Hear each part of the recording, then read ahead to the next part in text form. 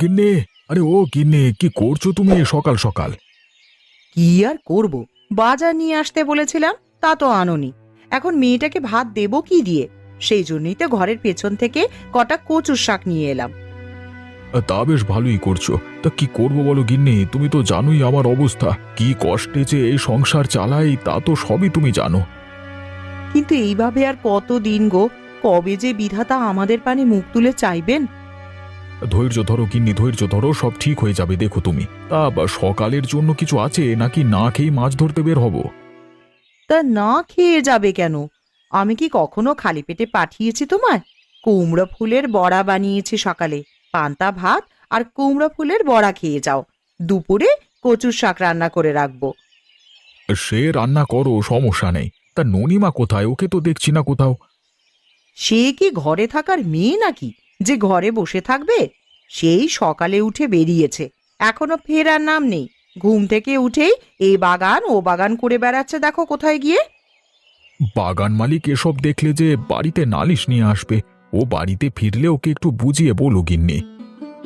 সে বুঝাতে কি আর বাকি রেখেছি আমি? তা মেয়ে আমার কথা শুনলে তবে না।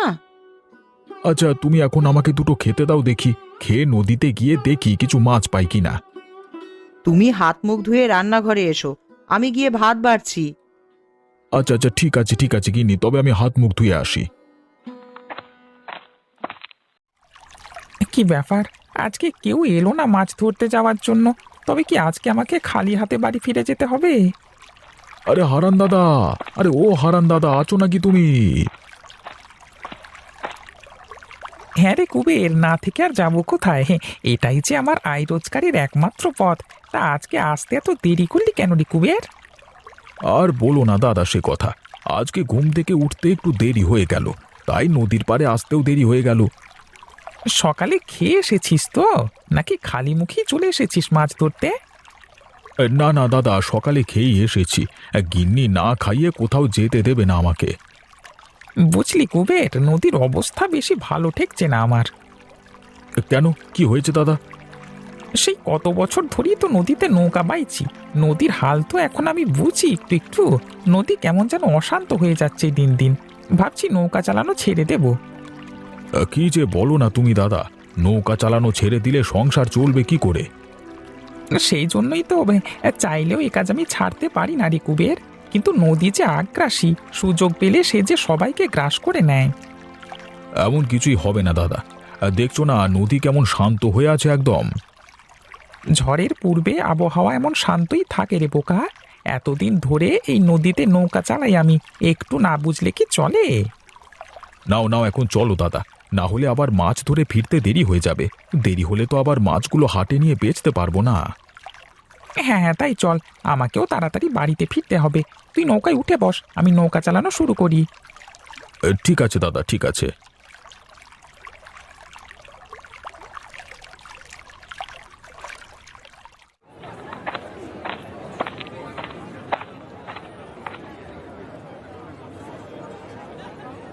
কি ব্যাপার কমলা, আজকে বিমল আসেনি এখনো? না গো দাদা, ওই বিমল দাদা তো রোজই তাড়াতাড়ি চলে আসে, আমাদের আগে এসেই তো বসে যায়। কিন্তু আজ তার কি হয়েছে কে জানে। খোঁজ নিয়ে দেখেছিস সে শরীর ভালো আছে কিনা বিমলের? না গো দাদা, সে সময় সুযোগ পাবো কিভাবে? ওই সকালে উঠেই তো মাঠে মাঠে ঘুরে শাকসবজি নিয়ে আসি, আর কোনো কাজ করার সময় পাইনি। আমিও তো সেভাবে সময় পাই না রে। আজকে এ কটা চুনোপুঁটি আর দুটো শোল মাছ পেয়েছি। এ কটা মাছ বিক্রি করে সংসার কিভাবে চালাই বল দেখি। আমাদের গরিবদের হয়েছে যত জ্বালা, আমাদের নুন আনতেই পান্তা ফুরায়। তুমি এক কাজ করো দাদা, ওই যাবার পথে আমাকে কয়টা চুনোপুটি দিয়ে যেও তো, আর তার বদলে আমার কাছ থেকে সবজি নিয়ে যেও। আচ্ছা আচ্ছা, ঠিক আছে। কিরে বিমল, আজকে আসতে বড্ড দেরি করে ফেললি যে? আর বলিস না সে কথা। সকালবেলা গিয়েছিলাম ও পাড়ায়, সেখান থেকে দেশি হাঁস মুরগি কিনে নিয়ে আসলাম। এই হাঁস মুরগির বেচাকেনা না থাকলে যে কি হতো। কি আর হতো, আমাদের মতো গরিবদের জায়গা হতো পথে ঘাটে। তা যা বলেছো দাদা তুমি। যাবার পথে আমাকে একটা মুরগি দিয়ে যাস তো বিমল। মেয়েটা শাক পাতা দিয়ে একদম ভাত খেতে চায় না। 2 দিন পরে তোমার টাকাটা দিয়ে দেব। সে তুই যখন মন চাই দিস, তুই নিয়ে যা সেখান থেকে তোর পছন্দ মতো মুরগি। আচ্ছা ঠিক আছে, এখন তাহলে বেচা কেনায় মন দি কেমন? মেয়েটা সেই সকালে বেরিয়েছে, এখনো ফেরার নাম নেই। কি যে করি এই দস্যি মেয়েকে নিয়ে। ও মা, তুই এখানে? আমি যে একটু আগে তোকে সারা পাড়া খুঁজে এলাম। কোথায় গিয়েছিলি তুই? আমাকে পাড়ায় খুঁজে পাবে কি করে মা? আমি যে নদীর ধারে খেলতে গিয়েছিলাম। হায় বিধাতা, এই মেয়ের সাহস যে দিন দিন বেড়েই চলেছে। বলি নদীর জোয়ার এলে যে তুই ভেসে যাবি, তখন কে বাঁচাবে তোকে? আমি তো সাঁতার কাটতে পারি মা, আমি কেন ভেসে যাব? সাঁতার কেটে তীরে চলে আসব। শোনো মেয়ের কথা, বলি নদীর স্রোতের সাথে সাঁতার কেটে আজ পর্যন্ত কেউ পেরেছে শুনেছিস? আমি ঠিক পারবো। তুই কাল থেকে আর নদীর ধারে যাস না মা, তোর বাবা শুনলে কিন্তু খুব রাগ করবে আমার ওপর। আচ্ছা ঠিক আছে মা, আমি আর নদীর ধারে খেলতে যাব না। আমার খুব খিদে পেয়েছে মা। খিদে তো পাবেই, সেই সকালে না খেয়ে বেরিয়েছিস আর এখন এলি। আমি সকালেই রান্না করে রেখেছি, কুমড়ো ফুলের বড়া আর কচুর শাক রান্না করে রেখেছি। রোজ রোজ এসব ফুল পাতা খেতে আমার ভালো লাগে না মা। একই খাবার বারবার খেলে কি ভালো লাগে মা? কি করব মা বল, তোর বাবার যে আয় নেই তেমন। না হলে আমাদেরও তোর মনে চায় আমাদের একমাত্র মেয়েকে ভালো মন্দ খাওয়াই। এখন খেয়ে নে মা, রাতে তোকে মাছ রান্না করে দেব। তোর বাবা বাজার থেকে ফেরার সময় আজ বাজার করে নিয়ে আসবে। রোজ রোজ ওই একই কথা বলো মা তুমি। তোর বাবা আজকে ঠিক বাজার করে নিয়ে আসবে বলেছে। এখন দুটো খেয়ে নে মা, না খেলে এই যে শরীর খারাপ করবে। আচ্ছা, রাতে আমি তোর পছন্দের ডিমের তরকারি রান্না করে দেব। সত্যি দেবে তো?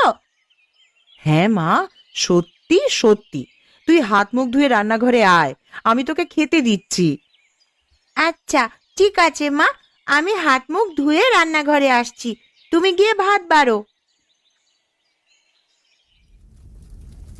ননি, মা ননি, কোথায় গেলি তুই? একবার রান্নাঘরে আয় তো মা। কি হয়েছে মা, ডাকছো কেন আমায়? বলি সন্ধে যে হয়ে গেছে সে খেয়াল আছে? দিন দিন তো ধিঙ্গি মেয়ে হচ্ছিস। সন্ধে হলে যে বাড়িতে সন্ধ্যা প্রদীপ দিতে হয় মা, প্রদীপে তেল ভরে একটু আগুন ছোঁয়া মা। আচ্ছা ঠিক আছে মা, আমি প্রদীপ জ্বালিয়ে দিচ্ছি এক্ষুনি। রাতের জন্য কি রান্না করছো মা? কি আবার, ডিম না রান্না করলে কি আর আমার রক্ষে থাকবে? খুব ভালো করেছো মা, আমার তোমার হাতে রান্না করা ডিম খেতে খুব ভালো লাগে। এখন যা দেখি, যে কাজটা দিয়েছি সেটা কর গিয়ে। আচ্ছা ঠিক আছে মা।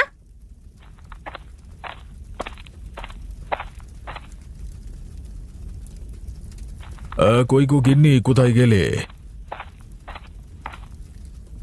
তোমার ফিরতে এত দেরি হলো কেন বলো তো? আমি সেই কখন থেকে অপেক্ষা করে আছি। ভেবেছিলাম বাজার করে আনলে সবজি রান্না করব। হাট ভাঙতে আজকে একটু দেরি হয়ে গেল, তো তাই তো বাজার শেষ করে আস্তে আস্তে দেরি হয়ে গেল। আর ননি মায়ের জন্য একটা মুরগি এনেছি, ওকে এটা রান্না করে খাওয়াবে কিছুদিন। এখন আর রান্না করব না, কাল রান্না করে দেবক্ষণ। আজকে ওর জন্য রতনের মায়ের কাছ থেকে দুটো ডিম নিয়ে এনে রান্না করেছি। আচ্ছা ঠিক আছে, আমি বাজারগুলো রেখে তাহলে স্নান সেরে আসি। ঠিক আছে।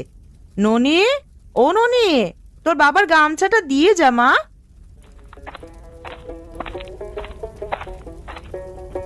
এই নাও বাবা তোমার গামছা। তুমি আমার জন্য কিছু নিয়ে আসোনি বাবা?